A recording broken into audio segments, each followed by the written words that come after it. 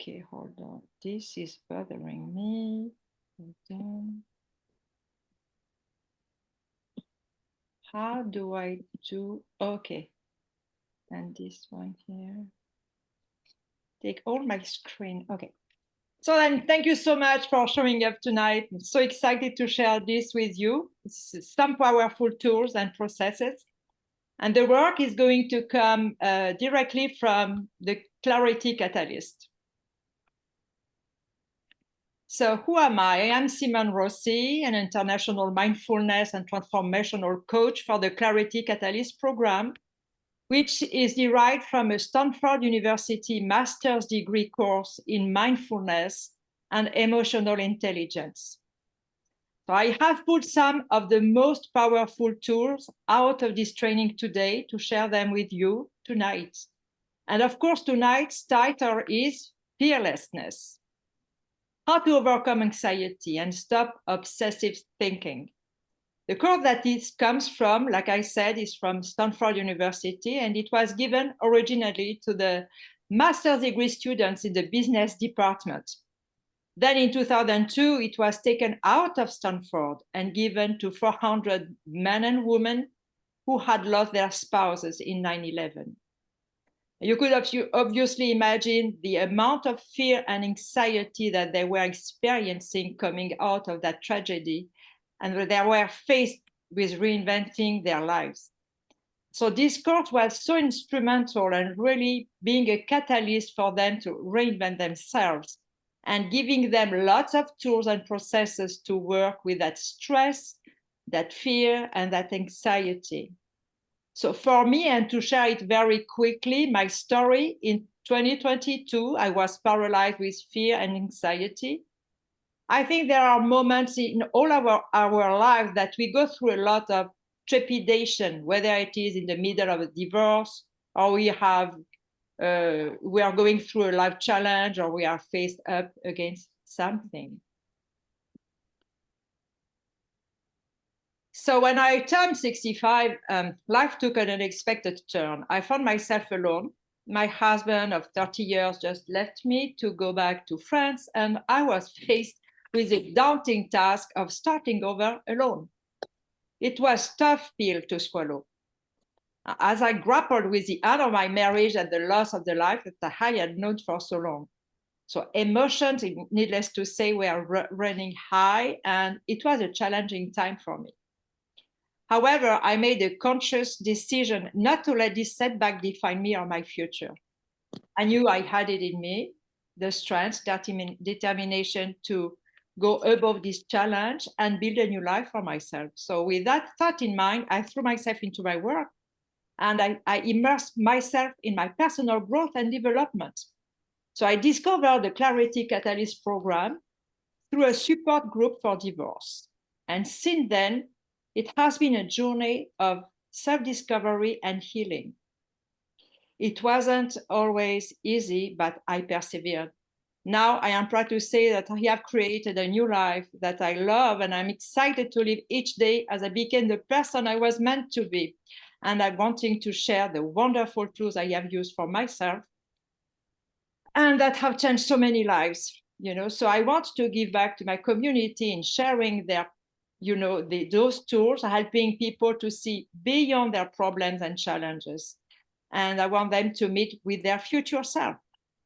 So as a coach, whenever things happen to me, where it's just all falling apart, and it happens, I am only human, there is this little voice in the back of my mind going, one day you're going to share this story, and one day there are going to be some mom or some dad or some person, out there that is experiencing what you're experiencing, and you're going to be able to pull them and go and hear how this is how I did it, and here is how I got on the other side of my fear. So I just want to talk about anxiety now. What is the true cause of it? The true cause of anxiety is that it is attached to a thought. Usually a worrisome thought or a regretful thought. So there we are in the present moment. And all of a sudden, the itty bitty shitty community starts to kick in and starts to worry about the future, regret the past, and taking us out of the present moment. So if we can label it, if we can identify the thought that is occurring and then go into inquiry, all of a sudden that curiosity, that inquiry can shift anxiety just into curiosity like that. So the true cause of anxiety, it is the attachment to a thought, a future or past. That's what worry really is. Usually it is an imagined reality of something that hasn't happened yet. My imagined reality was that if I would lose my house, and there could be, imagined realities. What if I never find love again after divorce? What if I never find my purpose? What if I never fill in the blank? And so many times that worry is in a future not yet realized that may or may never happen. So by us identifying that and simply saying, is that true? Is the thought that I am having 100% definitely going to come true? Well, the fact is we don't have a crystal ball. And the answer is, I don't know. So what worry really is? There are some things that cause worry that are not in a foreseen, imagined future that may or may not happen. We could be worried in this moment that we cannot pay our rent, and that worry is edified by the fact that we don't have the money in the bank account tomorrow to pay that rent. That is an edified worry. Then we get to turn to worry into creative problem solving.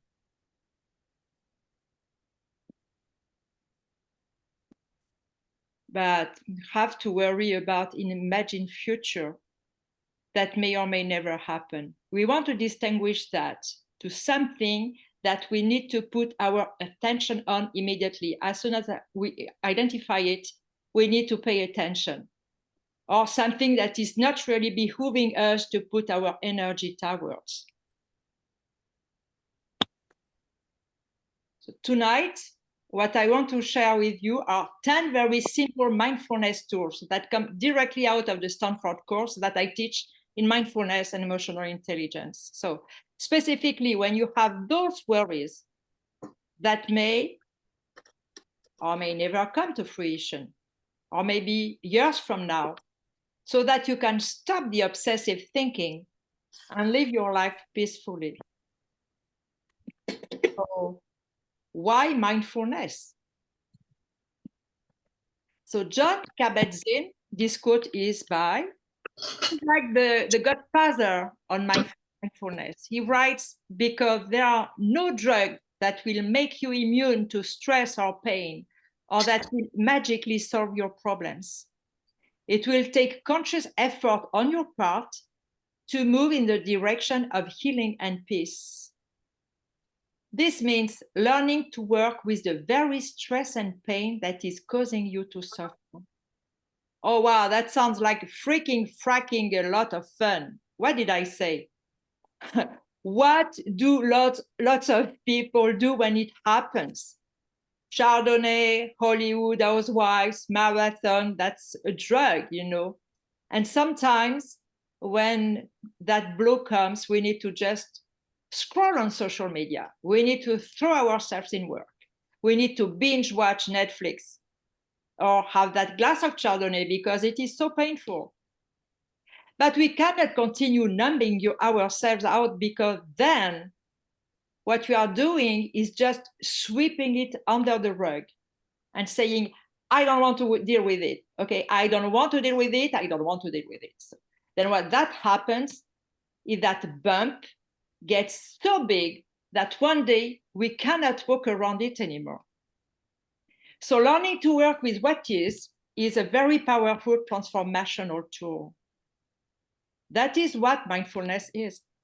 Mindfulness, the definition of it is the art of paying attention to the present moment with a curiosity, with an openness, so that this is without trying to fix or change it. So the way through when we are dealing with something that we do not like. Our partner's left, our child has left, we are not fulfilled at our works, fill in the blank. Okay? If we are in resistance to whatever is happening that's causing us the fear and anxiety, what resists persists. And so, distinct from moving towards things that make us uncomfortable gently. Moving towards the sharp points instead of putting it under the rug. When we can get to a space of acceptance, not that I like that my husband left, but I accept that he's God. That's when healing can start. That's the place where growth can begin. When we are in denial, when we are in resistance, it just begins to be this vicious cycle. So whatever it is that we are worried about in an unseen future, and we are stressing over and obsessing over it, if we can just first be with it and accept either whatever was happening or whatever could happen, and just be okay with it. Not make a good or bad or right or wrong. That is a very fast track to evolving personally. It's not easy, I know, and it's not comfortable. But there are two types of people. Those who go through the dark night of the woods, get really scared, and run back out and continue living their life. And the second type of person goes through the dark night of the woods, get really uncomfortable, stay on the path, and get to the other side where the light is. And unless we have practical tools of transformation to do that, and a supportive network to have his allies, it's really hard to get to the other side where light is. So which one would you like to be?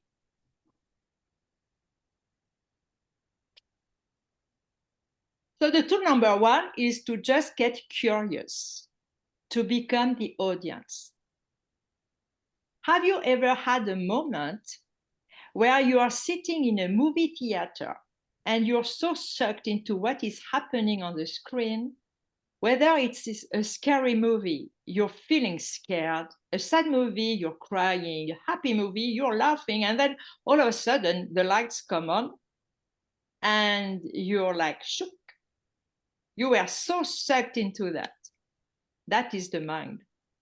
That is how powerful our minds are. So think of it as a television. We are laying in bed. It is 4 a.m. We are writing, producing, and directing the horror movie starring us where we are ever filling the blank, could imagine anything, where we are always, scaring ourselves for something that probably will never happen. So we are so sucked into that movie that our bodies, our physiology doesn't know the difference between an imagined reality and the reality that we are safe in our beds, and that is not even happening. And then all of a sudden, our heart starts beating, our hands start sweating, our knees start shaking. We are having a panic attack, and we are safe in our beds. None of that we are worried about is a reality. So the first thing we want to do is to be aware of that. Is to become aware and become the audience and go, hold on, stop. Let me stop this movie and start to ask those questions. Get curious. Is this 100% true? It is definitely going to happen. Ask the questions. In this moment, am I okay? Am I safe? And unless there is a saber-toothed tiger coming at you at full speed at 4 a.m., the answer is yes. We are okay. It hasn't happened yet. So once we do that, the physiology is still happening. We have gotten ourselves up into panic, heart beating, hands sweating, knees shaking. So we're out of 10, the fear, the anxiety, and the worry. So how do we take it down to a 2? So we can go back to sleep, so we can go to work the next day, so that we can be present with our family, so that we can fill in the blank. Now notice, I didn't say a 10 to a 0, because 0 is a bottle of Chardonnay, is a Xanax. It is binging. That is what it is. But no, that doesn't work for very long. And so to manage that stress, to pull that fear and anxiety down, we can use mindfulness. And no, it's still going to be there a little bit, but it's going to be manageable. That's why they called it stress management.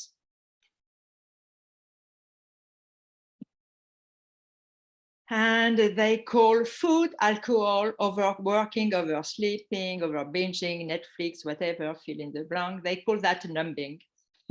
So we don't want to numb. We want to manage the fear and the anxiety. So anchoring is a really powerful tool, because if we can anchor to the present moment where peace lives, we can actually shift our nervous system, going from the nervous system that is the fight or flight to the parasympathetic nervous system that is rest and redirect. So we actually can shift from the sympathetic nervous system to the parasympathetic nervous system simply by using mindfulness tools that anchor us into the present moment. So the first one is the 5 senses check-in. They have shown scientifically that you cannot worry about the future and regret the past and simultaneously be noticing what you see, taste, hear, smell, and touch. It is impossible. So I would like to do the 5 senses check-in together as a group here tonight, so that you have a visceral experience of it. So that the next time you wake up at 4 a.m., writing, producing, and directing in the horror movie of your life, you can use the tool. So we're going to begin with our eyes open. So just begin by looking around the room, around you. I want you to notice the colors, the textures, fabrics, furniture. Just look around the room for a moment, noticing this room. Maybe seeing something for the very first time.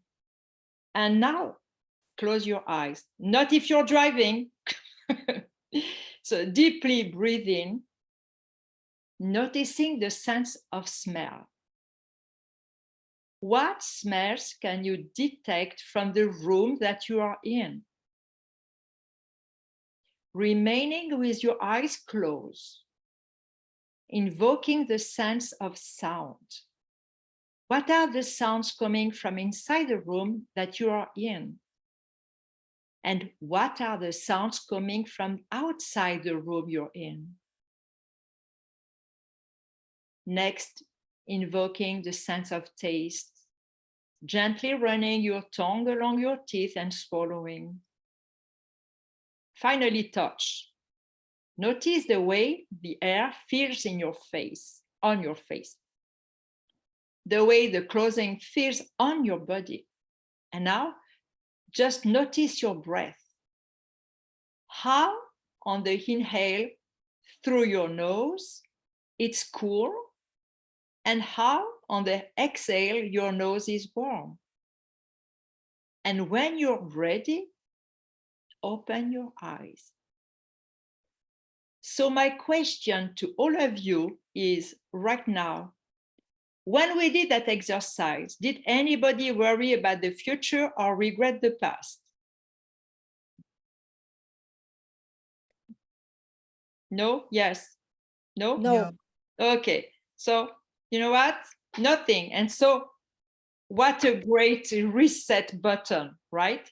You can do that in the middle of the night. You can smell the sheets, you can feel the softness, you can touch something, you can listen for the crickets or the cars outside the room. Taste, run your tongue along your teeth and swallow and breathe. Yeah, it just gets you out of your head and back into the moment where peace lives. There is another one that is kind of a remix of this. This is called a 5, 4, 3, 2, 1. You can do this if you are in line at the grocery store, for example, or you're just feeling a little bit of panic, a little bit of anxiety is coming over you, or before you walk into a meeting or go on a blind date. Very quickly, just count 5 objects, whether it is in the car or in the grocery store or in your office, in the room. So 5 objects might be like a lamp, a desk, chair, water, bird. You label it. 5 things, 5 objects. And then 4 is touch 4 things, but label it like it is like a smooth computer, a rough wall, cold water, warm candle. And then 3, you can do as a smell. Like smell the coffee, smell the candle, or smell your own cologne or perfume. 2 could be sound. Listen to what's in the room and what is outside the room. And 1 is taste. Hopefully you have a piece of dark chocolate somewhere so you can taste. Or you could just grab it off the grocery line when you are in the store. And just by doing that, when you put your attention on your senses and off of the worry or regret of future and past, all of a sudden you are moving from the sympathetic nervous system, fight or flight, to the parasympathetic nervous system, rest and redirect. You can take that anxiety from a 10 to a 2 like that. This is a great thing. If you know you have to talk to somebody, maybe it is your ex that could be really triggering and really upsetting, or anyone, or your boss or your colleague.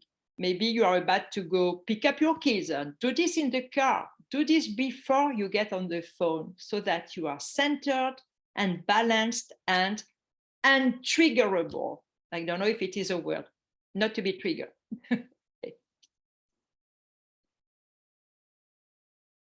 So meditation. Oops. Yeah. So who here has a kind of consistent meditation practice? I'm going to put that into the world of you are meditating at least 4 times a week with consistency. You can just say yes or no, or you have a consistent meditation practice. Yes or no? Yes. Oh, okay, great, awesome. Yeah. So it's usually kind of half and half. So I think that even this word can be really triggering. Like, oh, I tried meditation. It wasn't for me. My thoughts are not going to stop. And we have all these great stories about it. And I get it because that used to be me too. And because I am an overachiever, I am a go, get it girl. And it's like to show up, this brain is just like, no, not for me, not for me. But I have tried it, not for me, not for me. And when I started to do this work first as a student and then as a trainer, I was told by one of my teachers that some people want to meditate to become one within the universe. But wouldn't it be amazing to be able to master your thoughts so that they are not running away like wild stampeding horses every time something happens to you and you react and freak out, or again at 4 a.m. in the middle of the night? Would you love to not let your thoughts get the best of you? And I was like, yeah, I would. I want to sign up for that.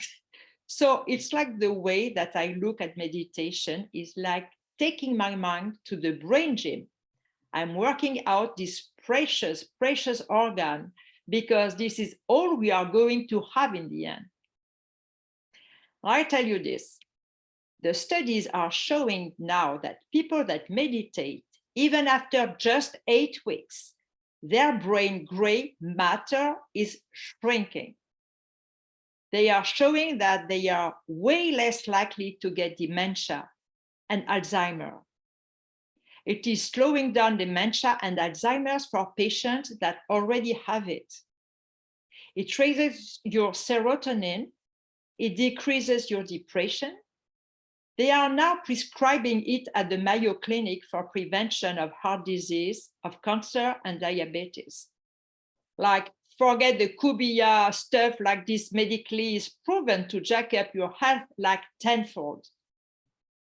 And I'm also a firm believer that our thoughts are creating our reality. And if I'm not the master of those thoughts, what kind of reality am I creating? If it is just coming from my fear and my erratic thoughts of worry and regret, what kind of reality am I creating? I'm creating more of that. So I wanted to take the reins back.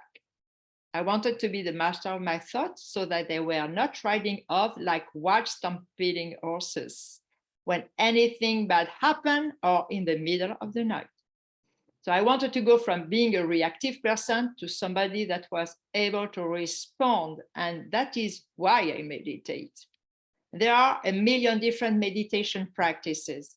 There is transcendental, there is all the cool stuff on Headspace. There is just thousands of types of meditation practices. Open eye, closed eye, walking meditation, mala, nadi shovna, you name it. And guess what? It is all good. There is not one type of a meditation that is going to trump another type of meditation. So it actually doesn't matter what type you choose. Where the distinction lies and the benefits of becoming the master of your thoughts, of the health benefits, is inconsistency.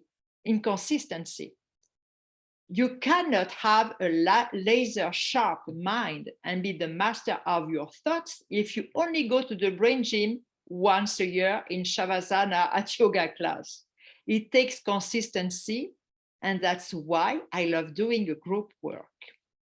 When we do the Clarity Catalyst, we do it in a group dynamic. It is an 8-week journey where we all hold hands like Thelma and Louise and Brad Pitt. I think he was in that movie too.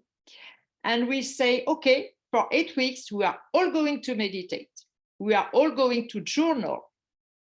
We are all going to do this together because humans have the best interests.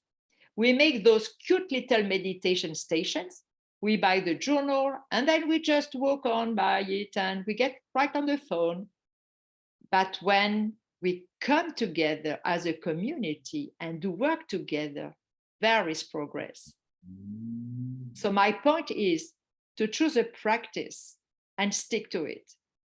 Another thing that can help us work with fear and anxiety is almost going back to being the audience. It's getting curious again, making friends with our fear. Fear is like a bully.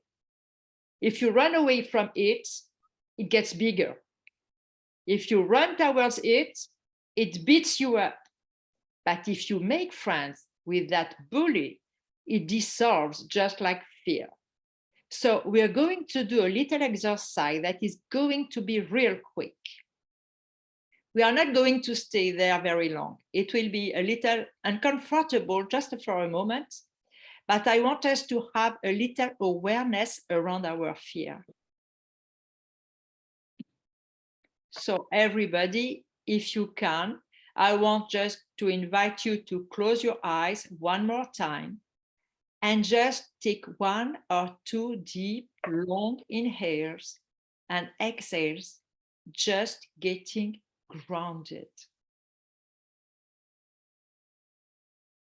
And I want you to think of something that is causing you a little bit of anxiety and fear. It could be relationship, it could be work, it could be financial. Just bring that kind of situation up in your mind and think about it just for about 30 seconds. Now I want you to notice Where is that fear residing in your body? Where do you feel it? Is it in your head? Is it in your throat? In your shoulders? Is that fear just sitting on your heart? Is it in your solar plexus or your belly?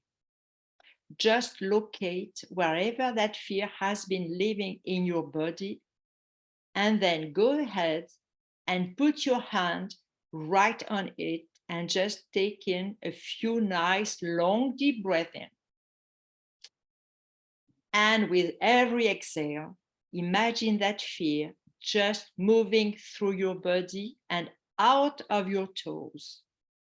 Breathe in, breathe out. Imagine that fear traveling down your body, down your legs and out your toes into the ground. Breathe in, breathe out. Moving that fear down and out of your body one last time. And when you're ready, open your eyes. So now another tool is journaling. So if you can, get out some paper, pen and paper, and just want us to do a little bit of journaling around the fear, because writing out the fear is so powerful. So I just want you to name your fear. It's like a title. It's like my fear of fill in the blank. And you just write for a few sentences where it is living into your body. Describe its color, the texture. Fear has color and texture. Just do this for about 1 tiny minute. And if you cannot have a pen of paper, just in your head. So give a title to your fear.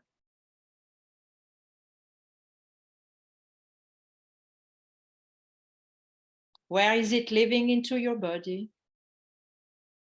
What is the color, the texture of this fear?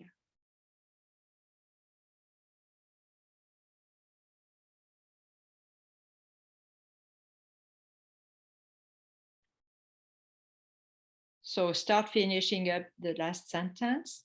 And so if this fear is probably in the future, I just want you to entertain for a moment, what is the worst that will happen if this fear comes true? What is the worst that will happen? We are just going to write a few sentences, not very long. What the worst that will happen if this fear comes true, like mine was to lose my house. That was my greatest fear.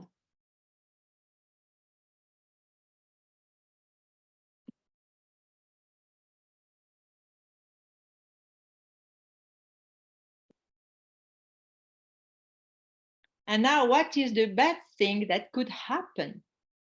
To this present day, I am still in this house and all is well, okay? But so I just want you to write about the best scenario, that this fear doesn't come through, that something else happens, that you meet the love of your life, that you have peace in your family, to find your purpose.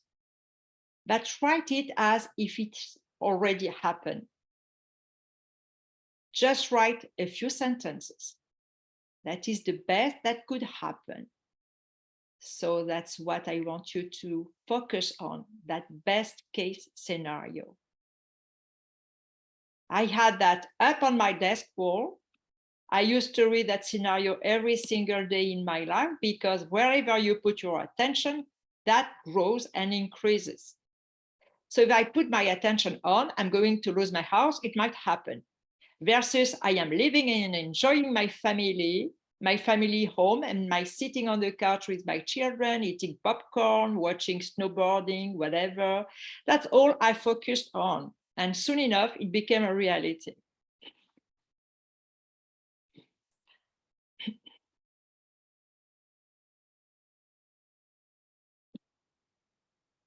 So the tool number 7, this is one of my favorite tools from the Clarity Catalyst course.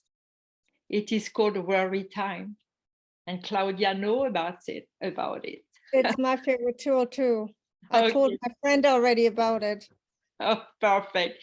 So make a note to set your alarm when you get off tonight for 8 p.m. tomorrow night, and make it an event that says worry time. So when it rings, the alarm rings, you will have the message worry time. And from the moment you leave us tonight until tomorrow at 8 p.m. or whatever the time you choose, every time you start to worry during the day, I want you to say this to yourself. Well, I cannot worry about it now because it's not worry time. You are driving to work, you start to worry, you start to get anxious. Can't worry about it now. It's not worry time. Cooking dinner, you start to, oh, nope, nope, nope, nope. It's not worry time. 8 o'clock comes, your alarm goes off. It says worry time. I'm going to give you 30 minutes to just sit down and worry. You know what's going to happen? You're going to get about 3 seconds in. You're going to start laughing hysterically at the absurdity of sitting down and going, okay, I'm going to worry now. Are you serious? Whatever you are worried about probably is worked itself out and it's over, and you will have saved yourself 24 hours of worry. Now, if you're not a worrier, unless there is really something at bay, this may not land for you. But I want you to do it anyway. Here is why. Down the road, you might be waiting for a test result to come in for your health or for your partner's health or for your mother's health. And you're worried. You remember the tool because when you do something experiential, you are 80% more likely to remember it than if you just do something and I just taught it to you. So I want everybody to do it. Even if you're like, I don't worry, do it anyway so that you have it imprinted. I'm not a worrier, but there are times if something going on with my kids or me, like health-wise, I'm definitely going to have some anxiety. So immediately I set worry time, and literally within 24 hours, usually whatever I am worried about has worked itself out. Yeah, worry time, it's powerful. Isn't it, Claudia? It is. It is. It is imprinted. So then here are some other tools. Having beginner's mind and fresh eyes, thinking like a child. Children are always in the present moment. We learn a lot of watching children and animals too. So they are always in the present moment where peace lives, okay? So I want to invite you. These are 2 tools that we use from the Clarity Catalyst. The first is 15-minute mindfulness exercise. And for example, you're gonna use this 15 minutes or so doing a color walk. What is a color walk? So if you're feeling lots of fear and anxiety, just go outside. Take a walk around your neighborhood and just look for one color, pick one color. Maybe it's orange. And every time worries about the future, regret about the past come in, just look for that color orange. You're going to see orange flower blossom. Maybe you're going to see an orange can on the corner, on the corner, sorry. I'm old, right? You're going to see an orange planter, you're going to see a pumpkin, whatever orange pops up, you're gonna notice it. You are going to see things that if you just walked your dog twice a day in the same neighborhood, you would have never noticed. And that's what kids do. Kids are in the present moment. They notice everything. Kids and animals are greatest teacher of mindfulness. So if you cannot sleep, or if you are having a really hard day, just go take a color walk. Maybe not at 3 a.m. in the snow in Canada, I understand. But the other great tool is to set a be here now alarm.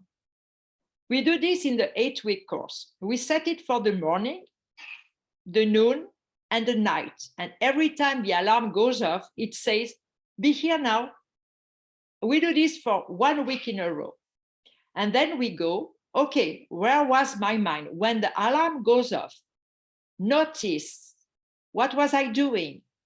Was I in the future worrying or planning? Or was I in the past regretting or having a life review? Or was I in the present moment? And if you're in the present moment, it's awesome. If you're planning, you got a plan to move forward. If you're having life review, you've got to look back to see what worked and didn't. But there is no reason to worry because that causes fear and anxiety. And there is no reason to regret because the past is over. And that causes sadness, anger, guilt, shame, all these low frequency emotions. Once you notice where you are, if you're in worry or regret, then use the tools. Do the 5 senses check-in, do the 5, 4, 3, 2, 1, meditate, journal, get yourself out of your head and back into the moment where peace lives. Next tool. I promised you the tools I'm giving you to you tonight, okay? So next tool, the trust and acceptance at all times. Even in the face of obstacle and delay, I know the universe is conspiring with me. So this is going back to that moment that I was speaking into, is not being in resistance to what's happening. My partner has left, my grandmother has died, my son has moved to his father's, all of these things that we don't like when we are in resistance and we are trying to fix and change something that is completely out of our control. It wreaks havoc in our nervous system. It takes us off our game. We are not able to enjoy life, to be present until we surrender. I know not what this is for. If we can find the gift in all of the tragedy, we can grow from those challenges. If we don't, we remain the victim. They did this to me, they did this to me, I'm the victim. No, don't want that. Meet your badass. So sometimes when we have a lot of fear and anxiety, maybe it is because we are going out there in the dating world and we are doing something way out of our comfort zone. I always say, create a character that you can embody, that you can feel the fear and do it anyway. So my daughter is marine biologist and she swims and protects the sharks. So I have to learn scuba diving and go over my uneasiness in water. Therefore, I created this whole character, Victory, who is an amazing swimmer in clear and troubled waters. And she is fearless. And instead of being Simone going, oh my God, I'm going to die, I am Victory. And I am like, I got this. This is going to be so fun. I'm so excited. So when you're really fearful of doing something, create a character and just have fun with it. Use that in your internal monologue as you are doing the action. Just become that conversation in your head of somebody that loves doing this. And I'm telling you, it works like a charm. All right, so those are the 10 tools. And what I want to share with you before we close tonight is a little bit of information about the Clarity Catalyst course that all of these amazing tools come from. So here's the thing. I wanted to give it to all attendees for free, but there is a problem. If there is not a little bit of skin in the game, people are not as apt to take it as seriously. Unfortunately, this is the sad reality, right? When you pay attention. It doesn't mean you have to pay a lot either, okay? So this course is designed to really help you get unstuck, to overcome fear, anxiety, to help you with that next chapter in your life or wherever you are, take you to that next level. Normally, this course, the cost is $1,200, but I'm going to do for all of you here tonight is offer it for only 360 plus lots of great bonuses. And this is for 8 weeks. I'm going to have this offer until Sunday night. So this class is going to be starting next week, Wednesday, the 22nd of March. It will go for 8 weeks in a row, every Wednesday night from 6 to 7:30 Pacific Standard Time. And it will be a little different from this. In this course, you are going to have a chance to have a high level of participation and interaction. Every week, I will pair you up with somebody different from this class to have a peer coaching call where you can deeper with the work. It will hold you accountable to creating a meditation of reflective writing practice, give you over 60 practical tools to just get out of your own way. Tonight, we barely saw 10 and very briefly. So this course has been around since 1979 when it was created, like I said, by Dr. Michael Ray at Stanford University. And, it has been proven thousands of times with thousands of students who graduated from it, and many coaches were trained also exactly. And I was trained myself by Jennifer Grace, who is the leading coach who got this directly from Dr. Michael Ray. So the lineage is very, very great. So if you sign up by Sunday at midnight of this week, that's how long this offer is going to be for. We will definitely send this also in a follow-up email with a recording. And if you want to go back through the recording, you can go. And if you don't get to write anything down, but if you are interested in joining, you can just sign up with me directly. If you have any question, if you want to talk, I can send also in the email a scheduler where you can schedule a call with me for 30 minutes or 1 hour. I will send you a link to pick up a time. And it's basically just, the class is every week. It's basically just an hour and a half for 8 weeks in a row. And then outside of that, there is not a lot of homework. Usually what I assign is things that you're going to do during your regular day-to-day, like to be here now, alarm, and you will have that weekly peer call, an extra 20 minutes a week to do that peer-to-peer coaching call. That's it. So I hope that some of you are going to join March 22, and we start to have a beautiful group that start to form. So I'd love you to join us, but there is no obligation, of course. You do as you want. What else? No, I think that's it. And if you have any questions, so please feel free to unmute yourself and ask.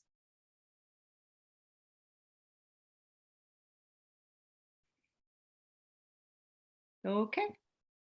Well, I don't have any questions. No, so no, Claudia. Because I already did it, right? You did it.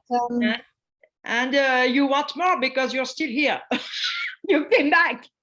I want more. Yeah, that's it. No, you can join anytime. it was an amazing program. I have to say it again. Otherwise, I wouldn't make it public.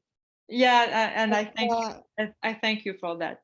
So it's hard to say it so briefly, but no, I learned a lot. You have to experience it. That's for sure. That it's very hard to talk about it like this. Okay, I give some tools.